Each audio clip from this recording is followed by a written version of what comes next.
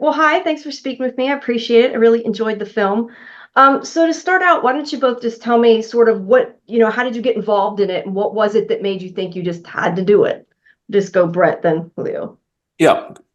Or Um, the way. do you want Julio to answer that first, or me? Yeah, so it was brought to me by the same producers as my last film, Javier Chapa and Ben Howard, and it was when I read it. I mean, it seemed like a totally relevant issue to explore. It was brought to me kind of post George Floyd, and the whole country was talking about these issues. And so, for me as an immigrant, but both of my parents are from Cuba, it felt like it was a very relatable story to me, and I knew if it resonated with me, that it there would be millions of people that are going through similar things that I'm feeling. So I was excited to make this movie, and then Brett Brett was we just got lucky with Brett. I think he wouldn't have done this if we had Dennis in the movie, and Dennis was like, hey, I got a buddy who wants to be in the movie, and I said, oh no, what does that mean?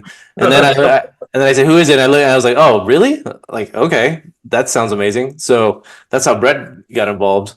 Yeah. I called Dennis and I beat on him for a while, saying I want to be in this. We want it's a golf film, and Dennis and I are both avid golfers and have known each other. We went to college together, so we're like old friends from Houston, Texas.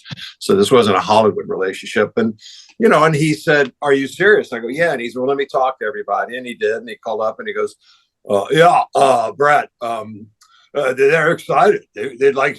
I said, "Great, let's do it." So that's how I ended up getting involved with the project, and also having read it, was incredibly moved by the story as well. And being from Texas and knowing, that was my father's era. My father fought in World War II and came out. It was sort of like kind of fun in a weird way, and also in a sad way, to kind of mirror my father, as it were, in terms of my father was a good man, but he came up through a generation that lived through the Great Depression and fought in World War II, and then, moved back to Texas. And, it's like the way they referred to Hispanic people or the way they referred to Black people. It was sort of, done privately, but it was rude. And that's part of why I like playing the role of the judge, because it's in some ways mirrors, I think, the overall sort of atmosphere of white people back in that period, and how they treated immigrants and how they treated Hispanics, how they treated Black people, Asian people, you name it. Right. So that's how I got involved and why I got involved. Okay. I was going to ask you, tell me who you play, but you play the judge. Is there anything you want to add about the character for people who haven't seen it? Well, the judge is, so and Julio, I've always assumed that the judge was part owner of the country club, mm-hmm. and was probably the powerhouse guy in Del Rio, Texas at the time. Yeah. And that I have a son, Michael Southworth plays my son, and he is on the other golf team.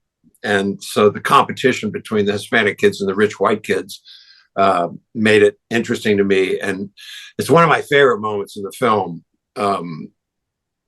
when Jay says it doesn't matter who has the better equipment or who has, I don't know the line exactly. It's in the trailer, but it's about who has the guts and who has the talent to win. And those are the people who win, not the people with the nicest shoes and the nicest golf clothes, the nicest golf clubs. And that was true. And it was a beautiful moment, I think. And it's a beautiful statement to be made about life in general. Right. Now, Julio, I want to ask you, can you talk about sort of, I guess, the difficulties in adapting not only a book, but obviously this is based on a real story too, something that really happened. So how does that kind of affect, I guess, the way that you approach it? And does it make it more difficult? Well, in some ways, there's a responsibility. You have to make sure that you're staying true to what happened. In other ways, it's easier because you're handed this amazing story. If I just wrote this as a fiction story, like nobody would buy it. There's like, that's just a weird fantasy thing. But I think you end up having to compress things, compress character, maybe 2 or 3 characters. You compress them into one person, or you compress the time into one day instead of several weeks or whatever. But I think the main thing is this capturing like the spirit of what it felt like to those people. And this is my second true story, and I've had to make changes to things. But having talked to the real people, once they saw the movie, they say, yeah, like that's what it actually felt like. They maybe it didn't happen in that exact order, But at least that's how I felt when I was going through that. But the weird thing about this movie is that all the major stuff, the ending, the way they canceled the award ceremony on them, like all these different things were real. Like all that stuff is what actually happened. So really, it was just a matter of making sure that we're not doing anything that's egregiously untrue. But the story itself really is like you just put it up on screen and it's pretty emotional. Did you though, when you do it though, do you ever worry like that you will kind of, I mean, like you said, you did do it true, but is there anything you ever like worried about, like that you would upset someone or make someone mad when they've seen it? Yeah, you do think about that, but sometimes the stuff you don't even think about. Like I was in Del Rio on Friday for a big screening, and the whole town came out, and they had their cheerleaders, and they sold out like 8 screens in a theater. And the thing that they were mad about was that I had changed the school colors from purple to red, and they were just grilling me about it. And I was like, well, first of all, when I was in prep, all the photos I had were in black and white. And so by the time somebody told me, I had already come up with this whole color palette and everything, So I showed up in a purple polo shirt from Academy to say sorry, but so that's the kind of stuff that but for the most part, as long as you don't do anything that's offensive or anything, I think you can get away with quite a bit. I was gonna say that's when you blame it on production. Tell them. Yeah, exactly. Yeah. I actually blamed it on the projectors in the theater. I said, I don't know why it looks. It's a little off color there. Yeah. All right, Brett, was there anything that you found difficult when doing this role? Anything you can think of? The only thing that was difficult, there are 2 things. One is we shot in Bogota for a large part of it on the golf course and stuff, and we shot other stuff in Austin. And I lived in Bogota for 2 years on Narcos, and the altitude is like 8,500 feet, and where we shot at the golf course was 10,000 feet. So they called me to set, and I'd start walking up this little hill to the green, and I'd have to stop, put my hands on my knees, and they went, "Oh, do you need a doctor?" I went, "No, I just need some air." But that was one thing. The other thing was, and this is a really funny story. At one point, I turned to Julio because we were shooting at this lovely golf course that I used to play a lot when I lived there with all my friends from the DEA. And I looked around, and Richard Robichaud, who plays the head of the country club, is standing there, and Julio's standing there. And I said, Julio, this doesn't look like Del Rio, Texas. I said, it looks like we're on the set of Lost. And Richard looks at both of us, and he taps me on the shoulder. He goes, "There's going to be about 17 people who care about that." Yeah. And they've obviously, having seen the film, they did obviously a brilliant job of making it not look like we were in Colombia, that it was more of an affluent Texas golf course. And it was quite a beautiful experience for me, to be quite frank. I love the story. And like I said earlier, in an earlier interview, how impressed I was how Alex and Julio work together, because they're brothers, and your communication and like how you would do stuff, it just happened fast. And as you all know, I like working fast, so that was a real joy for me. And just trying to have to elbow Dennis every once in a while and say, "It's your line." Yeah.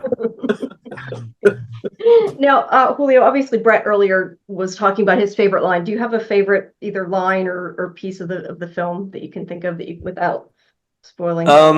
Talk about? Yeah, the speech you mentioned is great. I think I also I really liked the scene between Cheech and Oh yeah, Jay on the bench. I think there's I think that what that scene does is it kind of provides even more historical context. I think the whole movie provides historical context for me about what I go through and what my challenge. It makes me never want to complain about anything. So then to have you even take it back another generation where JB's troubles seem almost insignificant compared to the previous generation. So it really puts in context the idea that we're always trying to move forward. We're trying to get better as a society, but to always try to be grateful for the people that came before you, because they made opportunities and opened doors for you. And so I've actually just walked away from this movie with an immense sense of gratitude for the older generations that really paved the way for me to be able to even do this job. Yep. Great. Now we have probably about a minute left, but Brett, since you did mention it, I was just going to ask you, can you really quickly just give me like a favorite memory that still stands out even today from Lost? From Lost? From Lost, yeah, because that's what I know you from. I would say probably this is a silly thing, but I mean, I loved working with Michelle Rodriguez. She's like this tough chick that's just a huge marshmallow inside, but I just adored her, and I got along really well with her. But my most favorite thing is I always say this, I'm a surfer who gets paid to act occasionally, and I got to shoot in Oahu on the North Shore. So I was standing at lunch one day looking at this wave breaking off a reef, and this grip stands there, and he goes, "Oh yeah, good wave, bro." And I looked at him and I said, "You realize this is your office?" So, but I had so much fun on that show, and it was just a joy to get to go back and forth constantly to Hawaii. And being a surfer, it was heaven sent. I was really happy. But I want to say one other thing real quick before you go is I think people are going to love this film for one reason only. I mean, Julio's right. Cheech is brilliant. He brings that soul of the old sort of Hispanic struggle, and then passing it on to Jay, and then him passing it on to the other generation, the golf players. And it has such heart, this movie, and I'm so proud of it for that very reason. And that it brings us to where we are today, which hopefully people will learn from this and will become less divided. Yeah, I really liked it. It was pretty emotional, but I enjoyed it. All right. Thank you both of you. I appreciate it. Have a good rest. Thank you so much, day. Jamie. Sure. Thanks, Bye-bye. Jamie. Bye-bye.